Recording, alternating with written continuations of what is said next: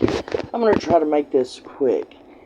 I watched the video the other day that was put out by the guy Hikes for Dave, where he goes out and explores all these hiking trails and waterfalls and stuff because his brother has a disability, and he does it so that he can show his brother the world, even though his brother can't go out and do it himself.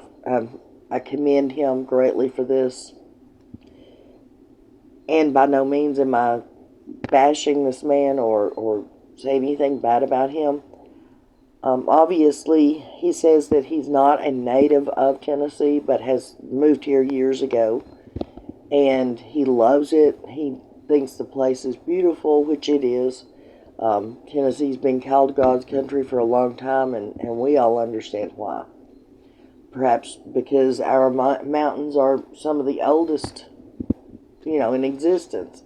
The diverse foliage and insects and animals and everything that we have here. It is one of nature's mysteries of everything that we have here. Now, before we go on, hit the like button and subscribe. If you like what you hear on this channel or you want to get notifications, go hit the notification button, guys. I'm happy you're here, and I want you to come back again and again and again. Keep in mind, this is your channel just as much as it is mine.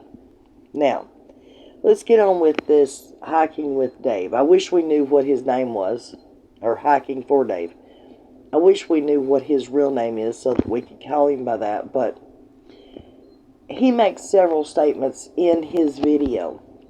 Now, first of all, he never ever names anybody, but he does say, for one, he says that the South, particular East Tennessee, when things happen and you're part of a community, you're part of a church, that when things happen as far as like sickness or death in a family, or somebody gets hurt and they're knocked out of work, that the church normally steps up and helps out in any way they can, whether it be money donations, food donations, somebody coming and helping sit with the sick, it doesn't matter.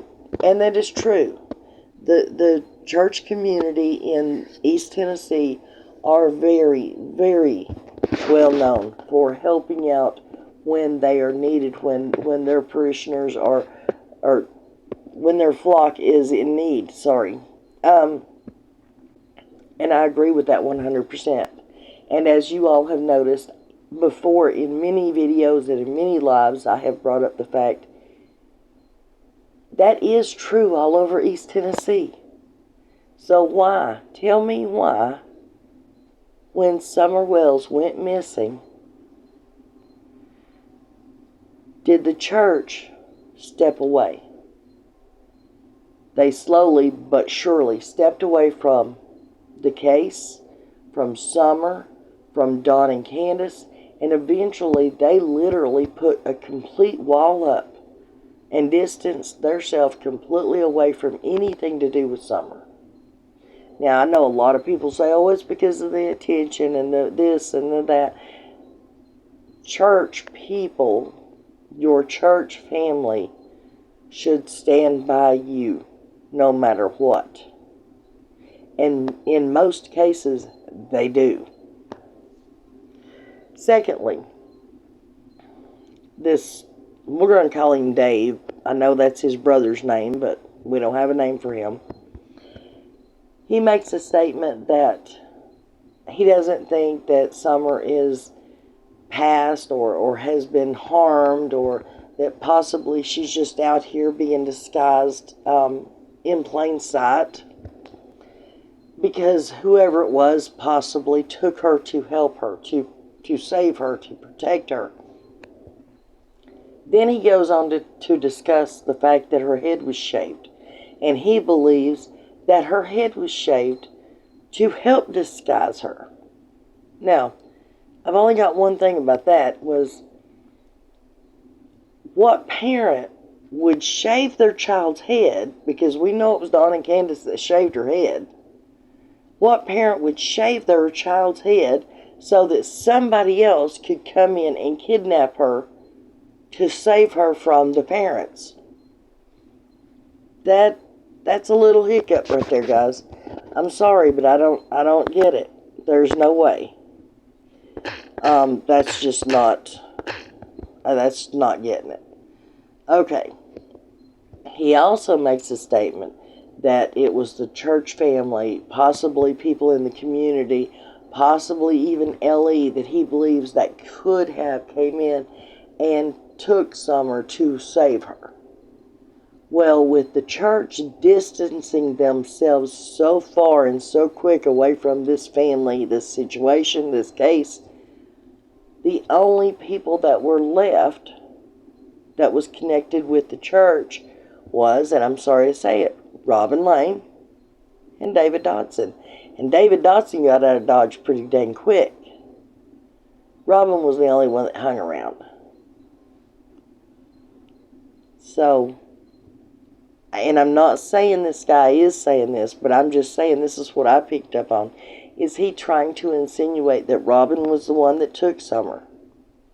Is he insinuating or implying, or in his imagination, believe that law enforcement in the county possibly stepped up and took Summer to protect her? But just like with Michelle Woggs. I mean, I've been saying this for a couple days, ever since I saw that video. But I watched Michelle this morning, and like she says, if anybody, whether it be law enforcement, the community, the church, Robin, Joe Blow down the street, why would they step in and take 1 out of 4 children? That makes absolutely no sense whatsoever. Why would you take 1 child and leave 3 in a dangerous situation? Dangerous situation for children.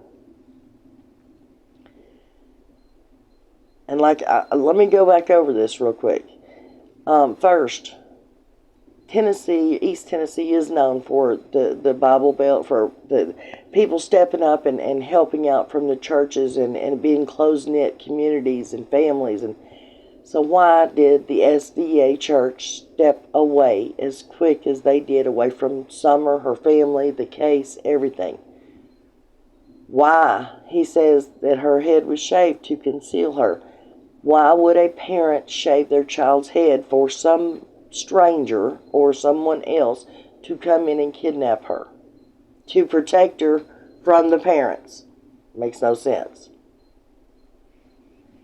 And if someone, law enforcement, the community, the church family, basically Robin, if they were coming in to take the child, to protect the child, why not protect all 4 of the children and not just 1? So I don't buy the reasoning behind this gentleman's theory. Okay? Yes, I think she was placed somewhere else or took somewhere else possibly, but I believe Don and Candus did it. I don't believe she was taken. If she is out there and she is alive, Don and Candus are responsible for it. And that's my thoughts on this video. So, I'll see you guys next time. Have a great day, and God bless.